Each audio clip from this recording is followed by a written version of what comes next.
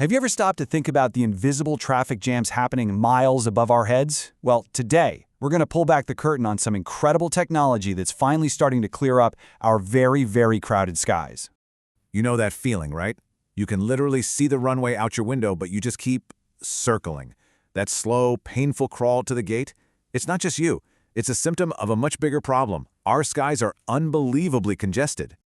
So yeah, that brings us to the core challenge of modern aviation. I want you to just picture it for a second. It's this massive, three-dimensional ballet with thousands of planes in the air at any given moment. Air traffic controllers have one job that trumps everything else: safety. And that safety? It all comes down to one absolutely crucial concept. And this is it. This is the golden rule of flying: aircraft separation.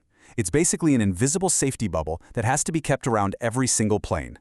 It's there to stop collisions, obviously, but also to protect planes from something called wake turbulence. That's the messy, powerful swirl of air a big plane leaves behind it. For decades, the way we figured out the size of that bubble was, well, pretty basic.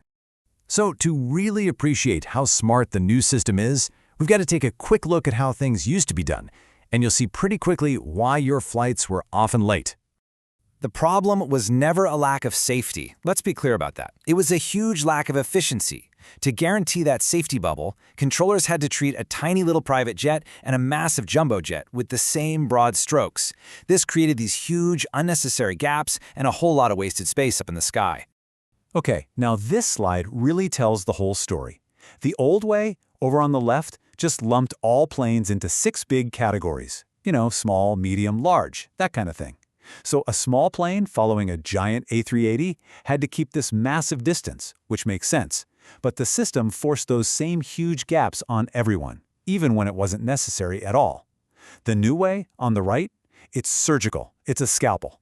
It knows the exact plane, its weight, its wingspan, and it calculates a custom-fit safety gap for every single pair of planes coming into land. And this surgical approach, well, it has a name, and it's a genuine revolution in how we manage planes at the world's busiest airports.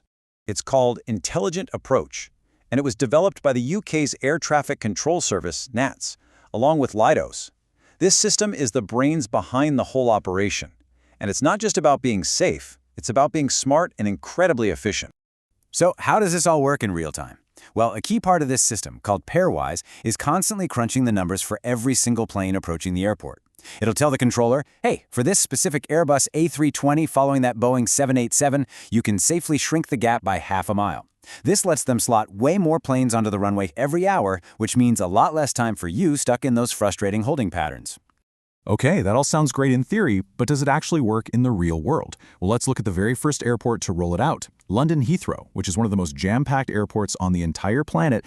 And, like Heathrow's head of punctuality says here, this isn't just about spreadsheets and abstract numbers. This is about getting you to where you need to be on time. The results? They really do speak for themselves. In just the first 6 months, the average arrival delay dropped by over a minute. Now, I know what you might be thinking, a minute, who cares? But when you multiply that by thousands of flights a day, it is a massive gain in efficiency that just ripples through the whole system.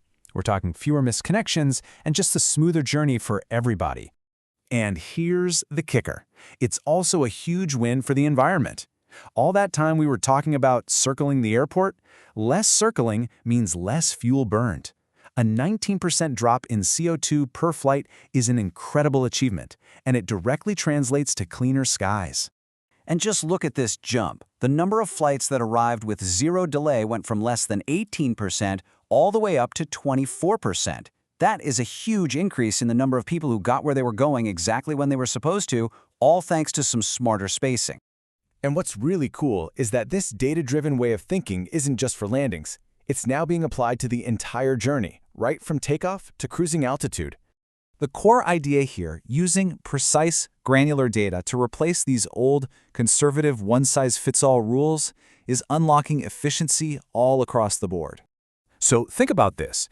Over the huge empty stretches of the ocean, the old rules said flight paths had to be a massive 60 nautical miles apart. But now, with modern satellite tech, that gap has been safely slashed to just 25 nautical miles. That is literally like adding extra lanes to a highway in the sky, letting more planes fly their most efficient routes and saving incredible amounts of fuel. And it's the same story for takeoffs too. The old rule was that planes leaving a minute apart had to turn away from each other by at least 45 degrees. But with new analysis, we now know that for a lot of planes, that angle can be as small as 10 or 15 degrees. This gives airports way more options for flight paths, which improves efficiency and can even help reduce noise for communities on the ground. So where's all this heading? Well, it's heading towards a new global standard. What started out at Heathrow is definitely not staying at Heathrow. The benefits are so obvious that major airports all over the world are jumping on board. I mean, just look at this timeline. After Heathrow proved it worked back in 2015, you see Toronto and Amsterdam follow. Gatwick getting it in 2025 is huge because that proves the system is a game changer even for airports with just a single runway. And with huge hubs in Saudi Arabia coming next, this is truly reshaping how global air traffic works. And that's really the big takeaway here. This is about so much more than just airplanes. It's about using precise, real-time data to make our big, complicated old systems smarter, safer, and way more efficient. And it really makes you wonder, what else out there is ready for its own intelligent approach?